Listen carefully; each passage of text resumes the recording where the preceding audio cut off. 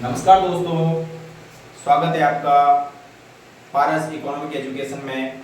ठीक है, हमने पहली क्लास में बात की थी अर्थशास्त्र के अर्थ के बारे में। अर्थशास्त्र के अर्थ के बारे में मैंने बात की थी, उसमें बताया था कि अर्थशास्त्र का अर्थ होता है धन से, यानी धन का विज्ञान, धन का शास्त्र जिसमें धन का अध्ययन किया जाए वही क्या कहलाता है, अर्थशास्त्र कहलाता है। और अर्थशास्त्र के साथ साथ मैंने ये बात की थी कि प्राचीन अर्थशास्त्र के जनक किसे कहा गया है, प्राचीन अर्थशास्त्र के जनक कौटिल्य को कहा गया है। प्राचीन अर्थशास्त्र के जनक किसको कहा गया है, कौटिल्य को कहा गया है। साथ ही साथ मैंने आधुनिक अर्थशास्त्र के जनक की बात की थी। आधुनिक अर्थशास्त्र के जनक किसको कहा गया है, आधुनिक अर्थशास्त्र के जनक कहा गया एडम स्मिथ को। एडम स्मिथ ने वेल्थ ऑफ नेशन एक पुस्तक लिखी, 1776 में ये पुस्तक लिखी गई थी, लिखी थी उन्होंने। तो हम बात करते हैं उससे आगे जब हम बात करेंगे तो बात करते हैं परंपरागत दृष्टिकोण क्या होता है। दृष्टिकोण इकोनॉमिक के दो दृष्टिकोण जो इनकी विचारधारा है उनके बारे में बात करेंगे। तो विचारधारा जो परंपरागत दृष्टिकोण है, परंपरागत दृष्टिकोण में कौन-कौन से अर्थशास्त्री आते हैं, उन्होंने क्या-क्या बातें लिखी। तो हम बात करते हैं परंपरागत दृष्टिकोण में। परंपरागत दृष्टिकोण एडम स्मिथ की शुरुआत से माना जाता है। इसकी शुरुआत कहां से मानी जाती है, एडम स्मिथ के बाद से इसकी शुरुआत मानी जाती है। यानी कि एडम स्मिथ के बाद जो भी अर्थशास्त्री हुए, एडम स्मिथ के बाद जो भी अर्थशास्त्री हुए, उन्होंने क्या किया, इसका उन्होंने परंपरागत दृष्टिकोण की मतलब इस विचारधारा के समर्थन प्राप्त किया या इस विचारधारा के समर्थन में आए। तो देखो इसकी विचारधारा, इसका जन्म, इस विचारधारा का जन्म कब हुआ, तो इस विचारधारा का जन्म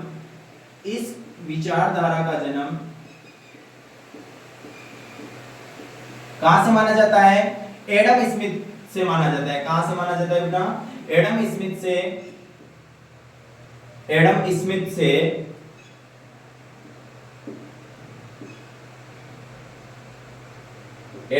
से माना जाता है। ठीक है, और इसी को परंपरागत दृष्टिकोण को ही क्लासिकल थ्योरी कहा जाता है। क्लासिकल थ्योरी, या फिर इसे हम कहते हैं कि प्रतिष्ठित दृष्टिकोण या प्रतिष्ठित विचारधारा, इसे हम कहेंगे। प्रतिष्ठित विचारधारा में आ जाते हैं एडम स्मिथ, और एडम स्मिथ के बाद में रिकार्डो की हम बात कर लें। इस प्रतिष्ठित दृष्टिकोण में कौन-कौन से आते हैं, प्रतिष्ठित दृष्टिकोण में आते हैं जैसे रिकार्डो की बात करें, प्रोफेसर किन्स की बात करें, अर्थशास्त्री प्रोफेसर किन्स, इनका बहुत ही बड़ा नाम है प्रोफेसर किन्स। ये भी प्रतिष्ठित अर्थशास्त्री माने जाते हैं, और आपको बता दें कि क्लासिकल शब्द का प्रयोग सर्वप्रथम क्लासिकल शब्द का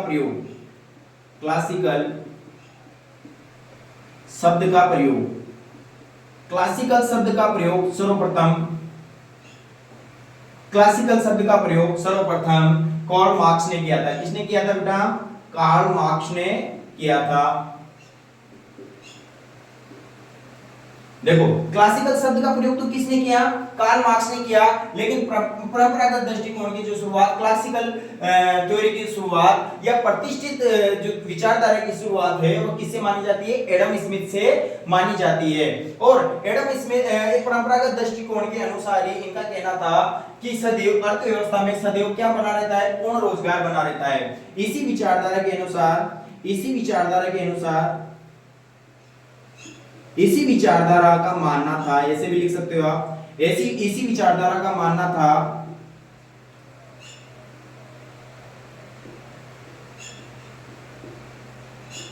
कि अर्थव्यवस्था में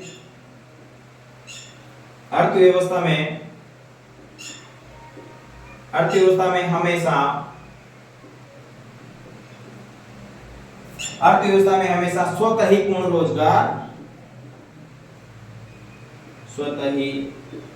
रोजगार की स्थिति,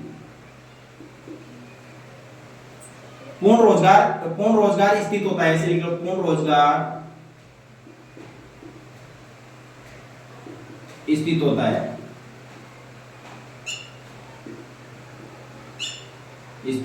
है। इनका मानना था कि इस विचारधारा के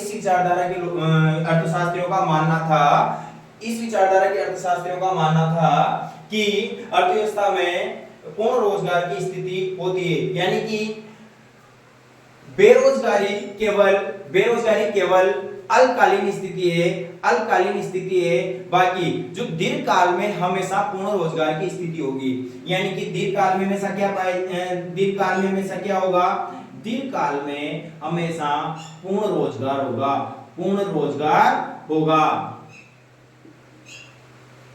दीर्घकाल में हमेशा क्या होगा, पूर्ण रोजगार होगा।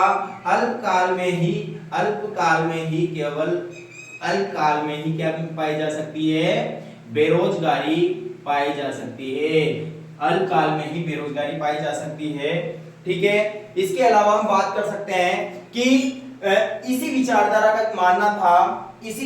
का मानना था कि अर्थव्यवस्था में सरकारी हस्तक्षेप का अभाव होना चाहिए, अर्थव्यवस्था में ये लिख लो साइड में,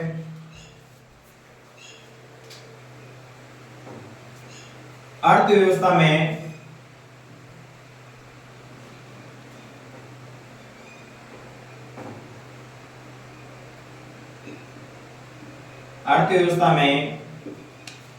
सरकारी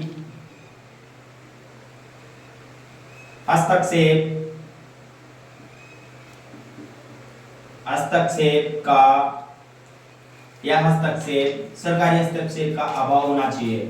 यानी कि अर्थव्यवस्था में सरकारी हस्तक्षेप नहीं होना चाहिए।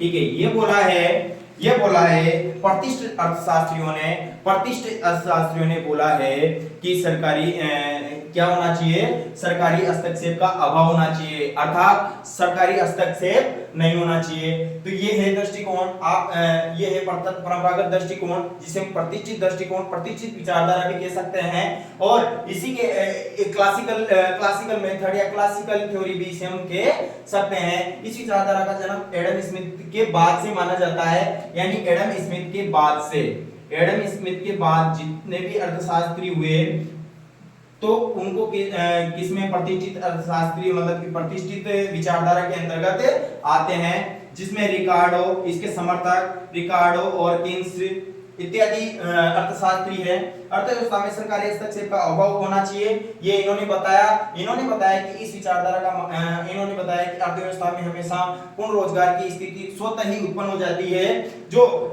बेरोजगारी केवल अल्पकालीन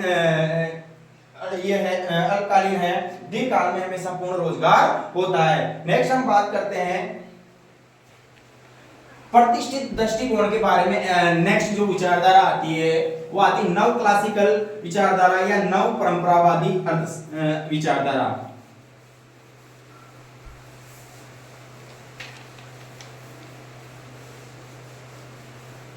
साथ ही में बता दूं आपको गाइस कि आप हमें लाइक एंड सब्सक्राइब करें, इससे हमारा मोटिवेशन बढ़ता जाएगा और हम आपको पूरे इकोनॉमिक्स का सार, पूरे इकोनॉमिक्स की क्लासें 11 12 से लेकर फर्स्ट ग्रेड में भी आपको ये काफी हेल्प करेगी। स्कूल व्याख्याता की इकोनॉमिक्स के लिए भी आपको बहुत हेल्प करेगी। इसके साथ आपको सेकंड ग्रेड में भी बहुत ज्यादा एसएसटी के बच्चों के लिए हेल्पफुल क्लासें रहेगी और क्लासें आगे कंटिन्यू हम लेते रहेंगे। हर एक टॉपिक को शॉर्ट तरीके से हम आगे पढ़ाते रहेंगे। चलो, इसलिए आप लाइक और सब्सक्राइब करते रहें और हमारा मोटिवेशन बढ़ाते रहें। श्रीकट देखो, हम बात करते हैं इसके बाद नव परंपरागत विचारधारा के बारे में। नव परंपरागत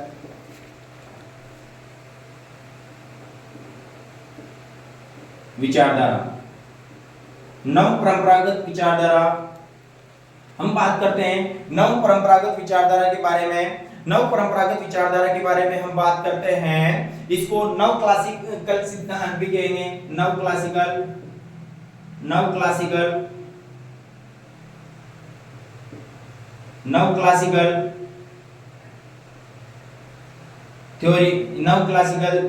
थ्योरी भी हम कह सकते हैं इसे, और नव प्रतिष्ठित दृष्टिकोण भी हम कह सकते हैं इसको। नव प्रतिष्ठित दृष्टिकोण या विचारधारा, नव प्रतिष्ठित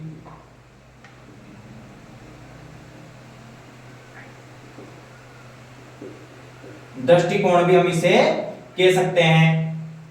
देखो, पर नव परंपरागत विचारधारा या नव प्रतिष्ठित दृष्टिकोण या नव प्रतिष्ठित विचारधारा या नव क्लासिकल सिद्धांत के बारे में अपन बात करें तो इनमें जो अर्थशास्त्री वो अर्थशास्त्री जो परंपरागत विचारधारा दी थी, जिन्होंने परंपरागत विचारधारा दी थी उससे निकल कर आए और उन्होंने अपना नया सिद्धांत नई विचारधारा प्रस्तुत की। वही कौन सी विचारधारा के जनक माने जाते हैं? नव परंपरागत नव क्लासिकल सिद्धांत के नव क्लासिकल विचारधारा के समर्थक माने जाते हैं। देखो हम बात करते हैं इस विचारधारा में, इस विचारधारा की बात करते हैं तो नव परंपरागत विचारधारा में हम बात करते हैं मार्शल की।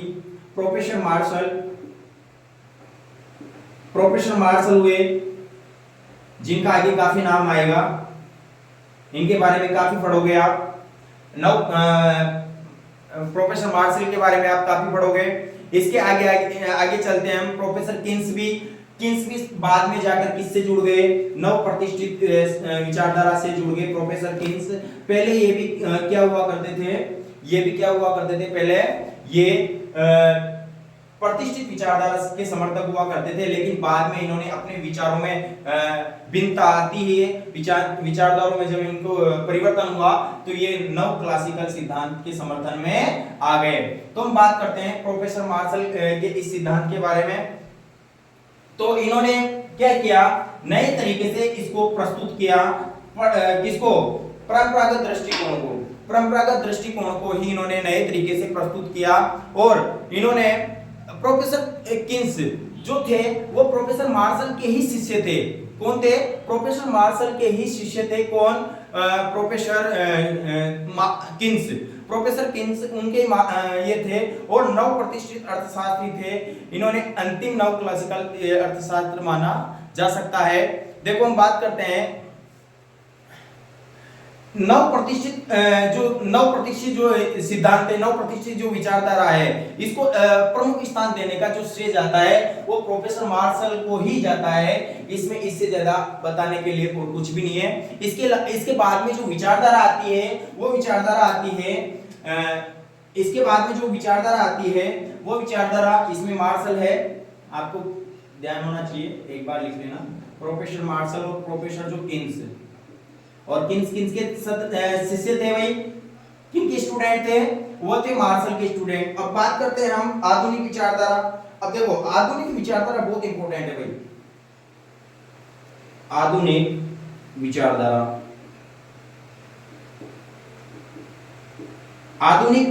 की हम बात करें तो आधुनिक विचारधारा में हम बात करेंगे सबसे जो मुख्य नाम आता है इसमें प्रोफेसर सैमुअल्सन भी थे। हिग्स, जो आपने पढ़ा हो तो कभी सुना हो, हिग्स कोल्डोर सिद्धांत दिया था इन्होंने। सैमुअल्सन और कोल्डोर, केजी सेट, ये सब आधुनिक अर्थशास्त्र के जनक, मतलब आधुनिक विचारधारा के जनक माने जाते हैं। इन्होंने क्या किया? नव क्लासिकल विचारधारा में सुधार किया। इन्होंने क्या किया? ये जो नव क्लासिकल या नव जो परंपरागत सिद्धांत थे, नव परंपरागत विचारधारा में सुधार किया। सुधार कर आधुनिक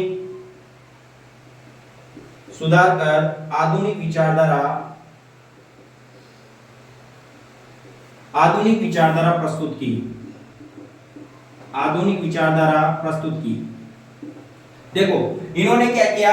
किन्होंने, तो बात करते हैं हम किन्होंने किया ये सब किया भाई। किसने? Professor Samuelson. बात करें प्रोफेसर सैमुअल्सन,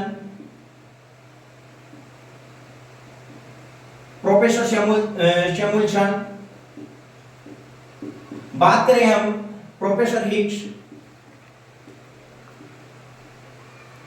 बात करें अपन प्रोफेसर कोल्डोर भी कहते हैं इसको ना, प्रोफेसर हिग्स, कोल्डोर और केजी सेट, एक और नाम है केजी सेट। इन्होंने आधुनिक विचारधारा प्रस्तुत करने में बहुत महत्वपूर्ण भूमिका निभाई।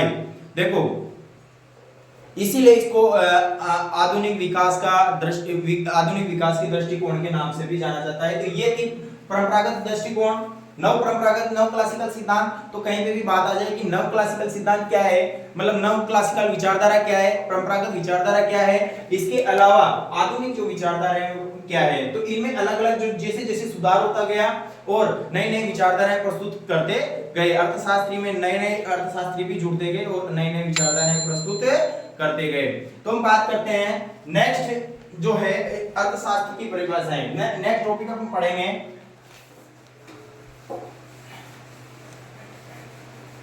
दोस्तों। लाइक और सब्सक्राइब करते रहें और हमें मोटिवेशन प्रदान करते रहें, जिससे हम आगे और भी अच्छे तरीके से क्लासों को लाएं और हर एक टॉपिक को आपको क्लियर करवाते रहें। ठीक है, हमें मोटिवेशन प्रदान करते रहेंगे, इससे हमें काफी मोटिवेशन मिलेगा और हम आगे बढ़ते रहेंगे। देखो, अर्थशास्त्र को हम बात करें तो एडम स्मिथ ने धन का विज्ञान कहा। ठीक है, एडम स्मिथ ने धन का विज्ञान कहा।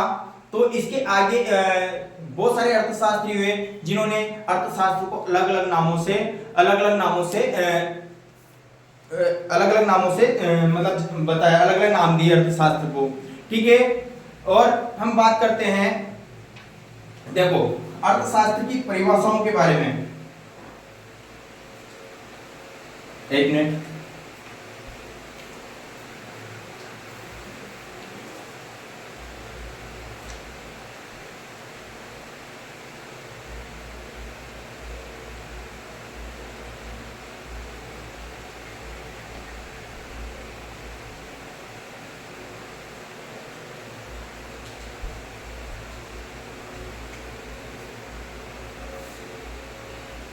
तो पहले इसको नाम बता देते हैं कि एक हुए रस्किन, अर्थशास्त्री थे रस्किन।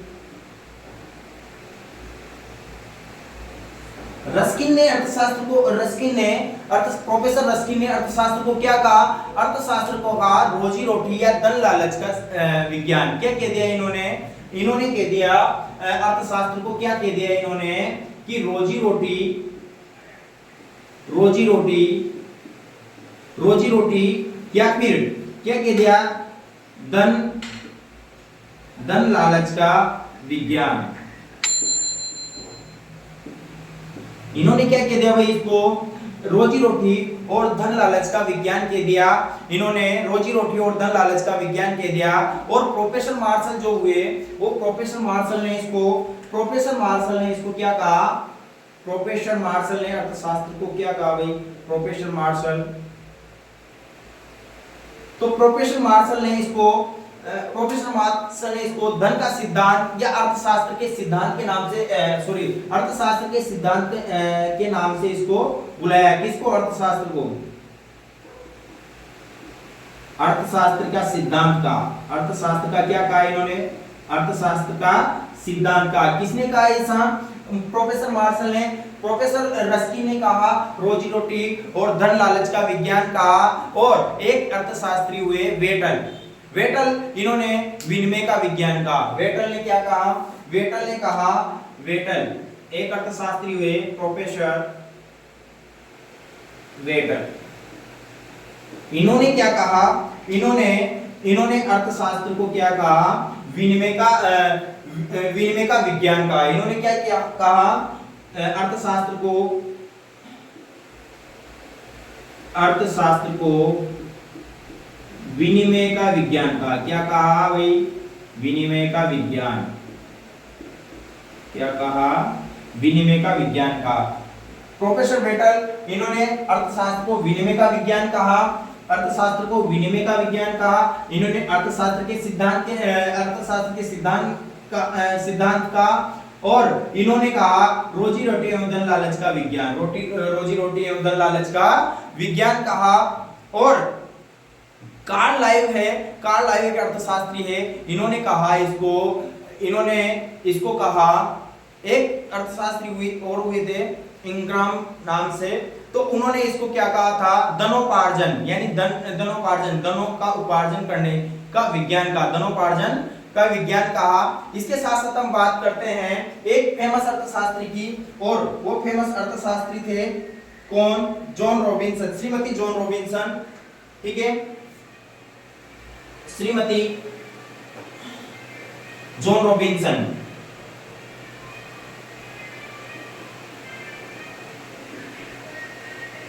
जॉन रॉबिन्सन ने अर्थशास्त्र को क्या कहा भाई?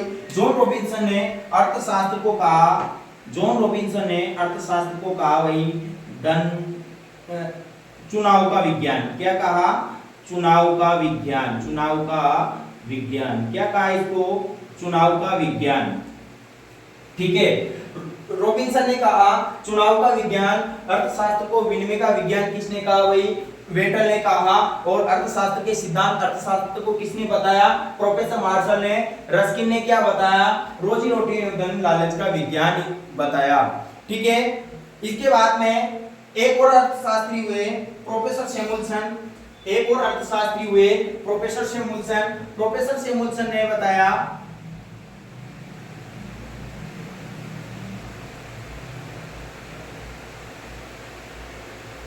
प्रोफेसर सैमुअल्सन ने इसको क्या बताया भाई? प्रोफेसर सैमुअल्सन ने इसको बताया सामाजिक विज्ञान की रानी का। अर्थशास्त्र को क्या कहा भाई? सामाजिक विज्ञानों की रानी या सामाजिक विज्ञान की रानी। सामाजिक विज्ञान की रानी का इसने क्या कहा? सामाजिक विज्ञानों की रानी या सामाजिक विज्ञान की रानी इन्होंने कहा। ठीक है, ये बात हो जाती है कि अर्थशास्त्र को कौन कौन से अर्थशास्त्रियों ने क्या क्या।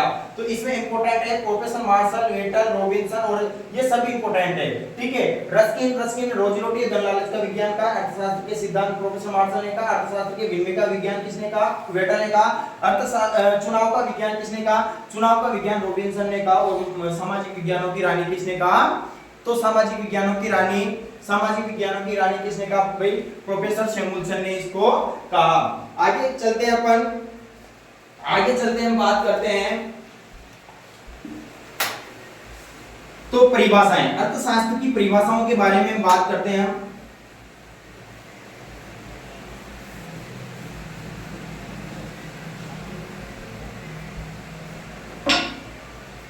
अर्थशास्त्र की परिभाषाएं,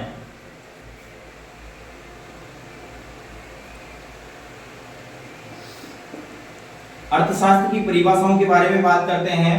तो अर्थशास्त्र की परिभाषाओं के समय परिस्थितियों के अनुसार अर्थशास्त्र की परिभाषाएं बदलती रही। जैसे जैसे नए अलग अलग अर्थशास्त्रियों ने अलग अलग परिभाषाएं दी है, तो परिभाषाएं समय के साथ साथ बदलती रही है। तो इससे पहले हम एडम स्मिथ से शुरुआत करते हैं। तो शुरू में फर्स्ट में जो आते हैं एडम स्मिथ। तो एडम स्मिथ ने किसके आधार पर परिभाषा दी इसकी? धन के आधार में। मैंने पहले भी बताया कि उन्होंने अर्थशास्त्र को धन का विज्ञान माना है। ठीक है, तो बात करते हैं हम इधर धन के आधार पर परिभाषा।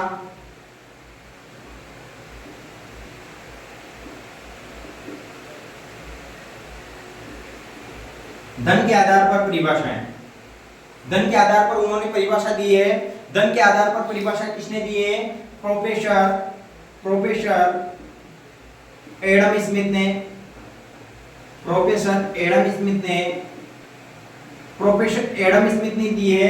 और इसमें इसका वर्णन किस पुस्तक में मिलता है? तो इनकी एक पुस्तक है, उसका नाम है वेल्थ ऑफ नेशन। कौन सी पुस्तक है इनका नाम? Wealth of nation. इनकी पुस्तक का नाम क्या है भाई? Wealth of nation.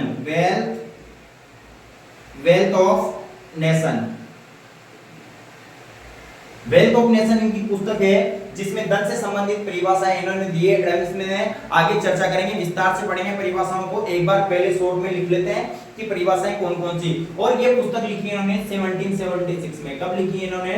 1776 में। वेल्थ ऑफ नेशन में बताया इन्होंने, क्या बताया? अर्थशास्त्र की परिभाषा इन्होंने धन के आधार पर परिभाषा दी है। और नेक्स्ट हम बात करते हैं किसकी? कल्याण संबंधी परिभाषा। कल्याण या आर्थिक कल्याण में भी कह सकते हैं। कल्याण के आधार पर परिभाषा। अब कल्याण के आधार पर परिभाषा देने वाले कौन थे? तो अब इसके एक चीज छूट गई, इसमें देखो, इसमें जो इसके समर्थक थे, समर्थक जो अर्थशास्त्री हुए, धन का विज्ञान जो मानने वाले, जो धन का शास्त्र मानने वाले अर्थशास्त्र में, तो इसके जो समर्थक थे वो जेबी से, कौन थे? जेबी से, प्रोफेसर जेबी से थे, जेबी से। प्रोफेसर वाकर थे, प्रोफेसर वाकर,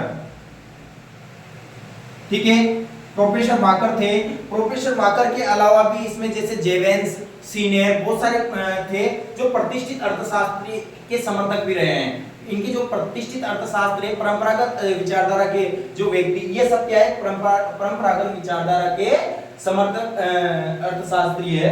तो प्रोफेसर जेवेंस भी थे,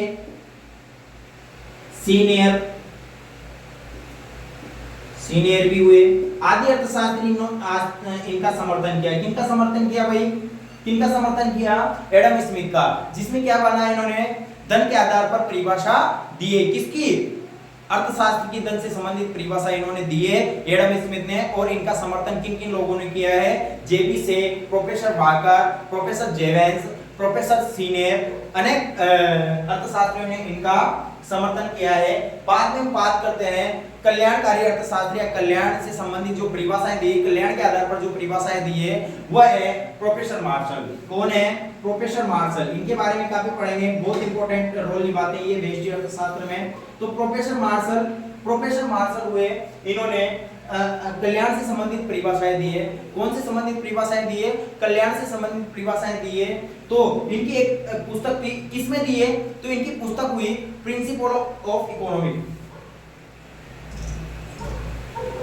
principle of economic, principle of economic. Principle of economic में इन्होंने पुस्तक 3 की, क्या थी ये पुस्तक?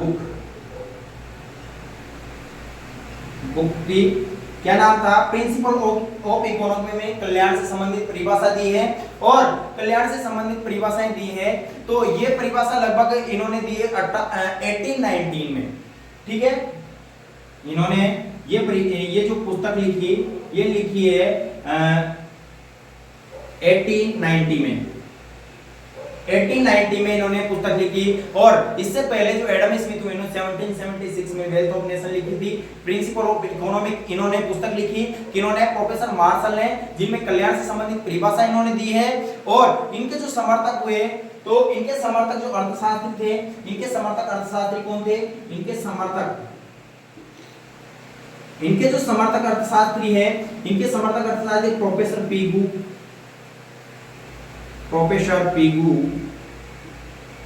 इनके प्रोफेसर पीगू के बाद में केनन आ जाते हैं, बेवरिज, एलेन, ये बहुत सारे हैं, इसमें इत्यादि कर देते हैं अपन। केनन,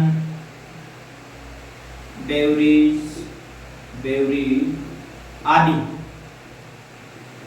ठीक है। आदि अर्थशास्त्री हुए जिन्होंने कल्याण से संबंधित परिभाषाओं का समर्थन किया है, ठीक है। कल्याण से संबंधित जो परिभाषाएं दी है, किसमें दी है? कल्याण से संबंधित परिभाषा किसमें दी है भाई? कल्याण से संबंधित परिभाषा दी है इन्होंने, कल्याण से संबंधित परिभाषा दी है इसमें प्रिंसिपल इकोनॉमिक बुक में। इनकी जो बुक है प्रिंसिपल इकोनॉमिक, 1890 में इन्होंने ये बुक लिखी है प्रोफेसर मार्शल ने। अब इसके बाद में आ जाती है दुर्बलता संबंधी परिभाषा। दुर्बलता संबंधी परिभाषा वही जो अपन ने चुनाव से संबंधित जो अर्थशास्त्र को चुनाव से संबंधित जो माना था, किसने माना था? रॉबिन्सन ने, उन्होंने दी है। देखो बात करते हैं, 3rd नंबर पर आते हैं जॉन रॉबिन्सन।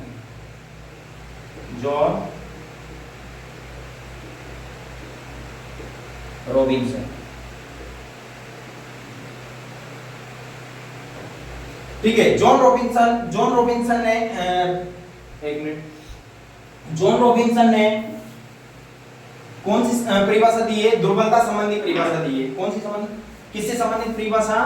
तो दुर्बलता संबंधी परिभाषा। दुर्बलता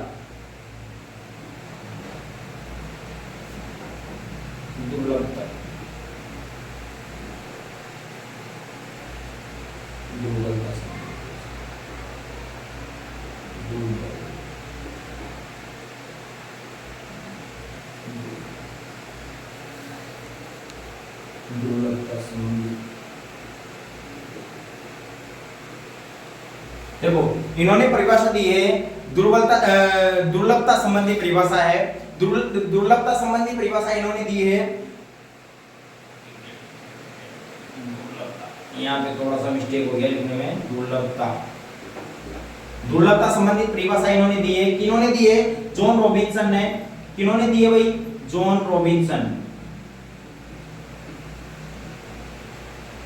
जॉन रॉबिन्सन ने दुर्लभता संबंधी परिभाषा दी है, जिन्होंने मैंने आपको बताया था फर्स्ट क्लास में अर्थशास्त्र में जो चेन की समस्या यानी कि अर्थशास्त्र में असीमित आवश्यकताओं की पूर्ति सीमित साधनों में से की जाती है, वही संबंधित परिभाषा इन्होंने दी है। किन्होंने?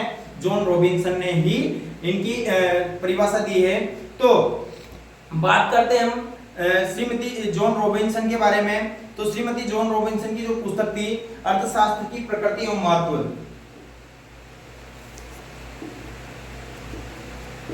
अर्थशास्त्र की प्रकृति एवं महत्व, अर्थशास्त्र की प्रकृति एवं महत्व, अर्थशास्त्र की पुस्तक थी इनकी, अर्थशास्त्र की प्रकृति एवं उसका महत्व, अर्थशास्त्र की प्रकृति एवं महत्व। इसकी जो इन्होंने ये पुस्तक लिखी, ये लिखी 1932 में। कब लिखी है?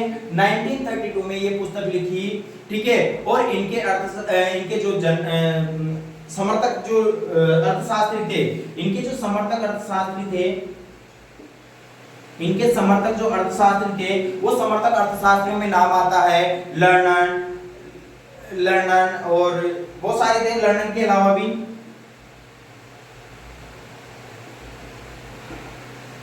ठीक है, लर्नन आदि कर दो पीछे, ठीक है। लर्नन, जॉन रॉबिन्सन ने दुर्लभता संबंधी परिभाषा दी और अर्थशास्त्र की किस में बताया? ये दुर्लभता संबंधी परिभाषा किस में दी? अर्थशास्त्र की प्रकृति एवं महत्व जो पुस्तक है इनकी, जो 1932 में है, 32 में लिखी गई थी, इसमें दी है। तो बात करते हैं हम आगे आवश्यकता भिन्नता संबंधी परिभाषाएं। स्क्रीनशॉट ले सकते हो आप, इसका स्क्रीनशॉट ले सकते हो।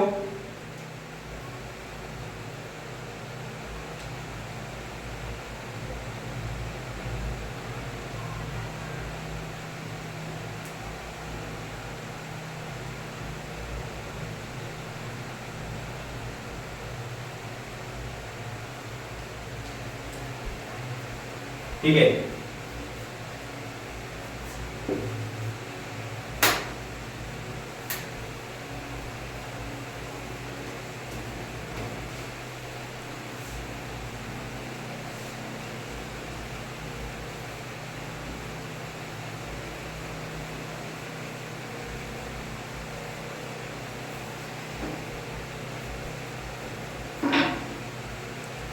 हाँ देखो नेक्स्ट है आवश्यकताहीन परिभाषा।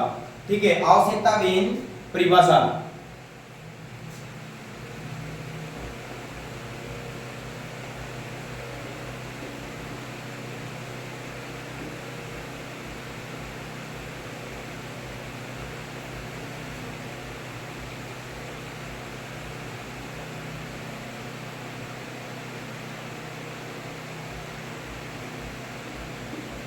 तो आवश्यकताहीन परिभाषा किसने दी है?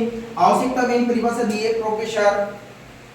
आवश्यकताहीन संबंधी परिभाषा किसने दी है? तो ये परिभाषा दी है भाई प्रोफेसर जे.के. मेहता।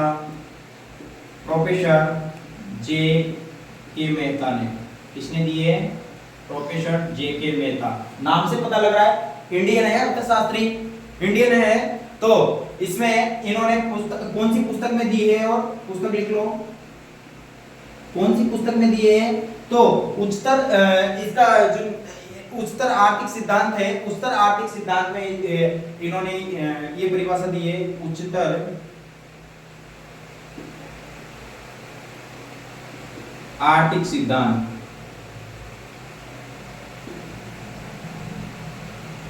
उच्चतर आर्थिक सिद्धांत, उच्चतर आर्थिक सिद्धांत पुस्तक में इन्होंने उच्चतर आर्थिक सिद्धांत में इन्होंने क्या किया है, प्रोफेसर जेके मेहता ने आवश्यकता विहीन संबंधी परिभाषा दी है और ये लिखी इन्होंने 1957 में। कब लिखी इन्होंने? 1957 में इन्होंने ये पुस्तक लिखी। कौन सी पुस्तक? उच्चतर आर्थिक सिद्धांत, जिसको इंग्लिश में कहे तो एडवांस इकोनॉमिक थ्योरी। कौन सी? एडवांस इकोनॉमिक थ्योरी में इन्होंने ये पुस्तक लिखी है, ये परिभाषा दी है। नेक्स्ट हम बात करते हैं समर्थक। तो दोस्तों इसके समर्थक, इसका कोई समर्थक नहीं है। क्यों नहीं है? मेरे हिसाब से क्यों नहीं है इसकी समर्थक? क्योंकि भाई साहब अर्थशास्त्री इंडियन है और ये इंडियन है, इसी वजह से इनका कौन समर्थक करेगा?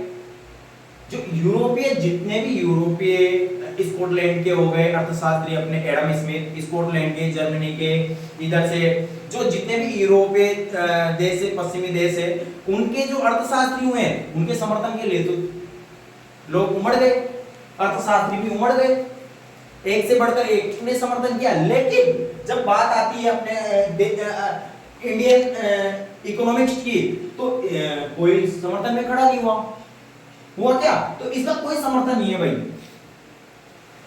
अरे हम लोग तो इंडियन है, हम लोग ही नहीं करते अपने अर्थशास्त्रियों का, अपने कोई भी अपने देश का कोई कुछ करता है तो उसका समर्थन अपन ही नहीं करते, वो टांग खींचने में लगे रहते हैं। तो इस वजह से इनका किसी ने समर्थन नहीं किया, तो कोई समर्थक नहीं है भाई। ठीक है भाई साहब, हम इंडियन है। ठीक है, नेक्स्ट बात करते हैं लास्ट विकास संबंधी परिभाषा। विकास संबंधी परिभाषा दी है, विकास संबंधी परिभाषा ये सबसे बेस्ट परिभाषा है भाई। विकास संबंधी परिभाषा सबसे, विकास संबंधी परिभाषा ये दी है, विकास संबंधी परिभाषा ये दी है प्रोफेसर शैमुलसन ने। किसने दी है भाई? प्रोफेसर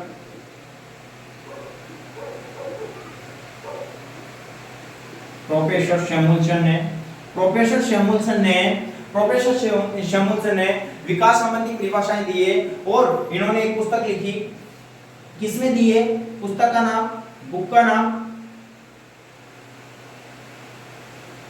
का नाम क्या है? इकोनॉमिक।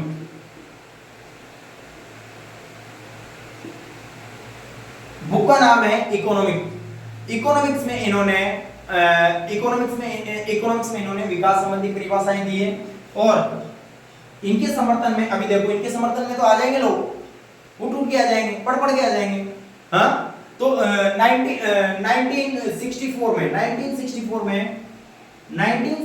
में इन्होंने ये पुस्तक लिखी इकोनॉमिक्स। इन्होंने विकास संबंधी परिभाषाएं दी है और जो इनके समर्थक थे तो वो समर्थक थे हिग्स आ गए।